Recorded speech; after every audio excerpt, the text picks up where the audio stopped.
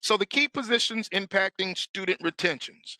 There's key positions within our organization. The first one, as Cody alluded to, would be our admissions representatives. First. Second one, administration.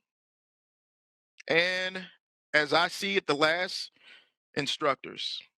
Those are my three top as to things we need to begin to converse or discuss as to how we're going to do a better job in these positions to ensure that we're not losing the students that we are in fact enrolling.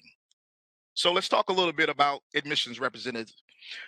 The duties and responsibilities of the admissions representatives. And I know if I was to ask Francis, Jomar, or one of the other team members what are their responsibilities, oh, they could give you a laundry list. Well, I do this, this, this, this. I mine. I'm contacting people all around the country. I send out emails. They do a lot of things. But to sum it up, to me, there's two primary job responsibilities of our admissions team members. One, they recruit students. You guys already knew that, didn't you? They recruit our students. That's what their responsibility is. The second part is, whether you understand it or not, is that they manage the students that they recruit. They manage them. And what does that look like? It means from time to time, even though the student may already be in Eric's graphic design class, and this may be their sixth class that they've taken, there may be an issue with that student that Tori or Mandy has to send them back to their admissions representative for whatever the reason. So it's not, just about them recruiting and getting them through the orientation process. It's about them being able to manage them for the duration of their experience here. So, as missions representatives, as Cody stated, they're the initial reason why students succeed or drop. I know you guys don't like that word. I don't like it specifically. I don't like it. Drop. And why do most students drop? For two reasons. Something they were told, and I know that a number you probably can't attest to that, all the way up to instructors. I've heard Eric tell me before, well, I have a student that Jason told blah, blah, blah, blah. Well, okay. So, and when Jason was recruiting, right? And the other reason it's because of something that they were not told. I learned in speaking with students last week that there were a number of things that they are not being told in order to make an informed decision, which ultimately leads to them dropping as soon as prior to signing the enrollment documents. It's just a matter of how you deliver the information as an admissions representative as to whether or not they're going to make more of an informed decision to be there. In doing all this, next we have to move on to our administration. Again, I'm trying to keep this as short as possible. Try to keep it under 30 slides, right? Administration. Now we can argue this 55 ways till Sunday, right? I don't do much of the administration anymore, thank God, because there was a time when there was just a Katie and Carlos doing that. And now we have other team members. But one of the things that I see, even from the staff, first question is, how do we view our students? How do we view our students? Or a better way of saying it is, what is another name for the students we serve? All right, so majority of you aren't going to know this guy. His name is Neil Rasman. Neil Rasman is an individual who he's one of the country's leading most experts on retention, admissions, enrollment in post-secondary colleges, universities, or whatever. And so his theory is that we should be looking at our students not as simply students, but as consumers. Consumers, right? We should be looking at the students who are coming in at times with 18K in their pocket to spend. And out of all the other places that they could be spending their 18K, their 5K in other instances, They're choosing it to spend it with your organization. So why should they spend it with you?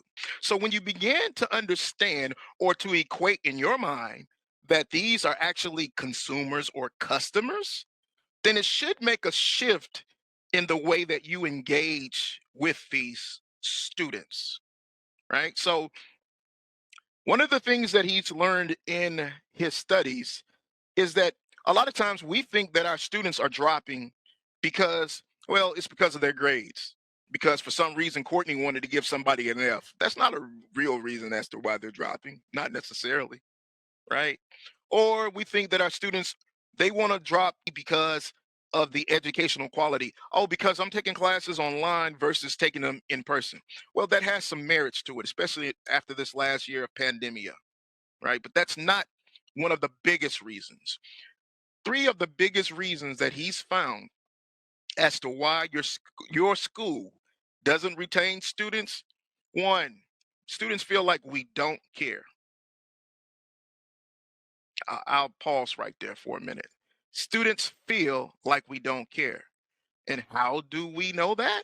Well, when we're talking, well, I've spoken to 7 students that wanted to drop. I can tell you right now that a few of them were like, well, I sent information in, I tried to contact my instructor, I did this, that, and the third, and ultimately it all ranged in the realm of I don't the school doesn't care.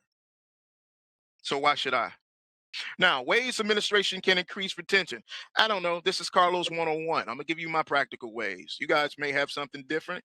Again, share them with me so that we can get to the so we can get our numbers increased. Develop better student engagement practices. Develop better student engagement practices. What does that mean to Carlos? That means that our admission staff, they begin to contact students immediately. There's been times when I felt that, no, I won't even say it that way. What I'll say is, we had a student this morning that told one of the admissions representative, "Hey, I've been emailing this person and they've never contacted me back." To me, that says that we need to contact our students immediately.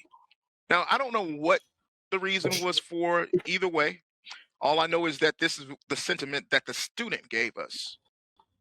And so a lot of times I get it. We have a million things going on. I mean, we got progress reports to do, we have tests to do, we have all these things going on, and we really don't have time to get back with the student who wants to know whatever the issue is. But we need to make more valiant efforts because, again, this is about retention. This is about possibly the difference between the student who is teetering dropping and the student who's going to stay for the duration of the program. So, instructors, instructors, you guys play a big part of this. So much so that I had to implement 2 rules that, and I'm sure that you don't even really understand why we had to do these rules, right? First rule was attendance is based on logging in. Attendance is based strictly on logging in. Why? Well, because I had a number of students say, my instructor takes attendance based on my engagement in the class. What? Where they do that at? And the reason I asked that is because when the students have to validate their attendance with the VA, nowhere on it are they going to have to say, I was engaged in my class and this is why I got attendance for these days. They just want to know if he was in the class or she was in the class. So we're no longer going to, make these rules up. We're going to all be on the same standard as to how we're going to keep attendance. That's one thing. Attendance, them attending and them doing the actual class assignments are just totally different conversations. But as far as the standard of attendance, as long as they're logging in, they're attending. Okay. Sessions must be recorded. The sessions have to be recorded because you guys aren't a part of the conversations with the possible students who are going to drop. So the question, why were the number of the new rules implemented? Real simple, to retain our students. To retain students. And it's just, again, a way that I believe that we can effectively attempt to have some sort of change so that we don't have so many numbers, so many students at the end that we have to speak to in order to try to save.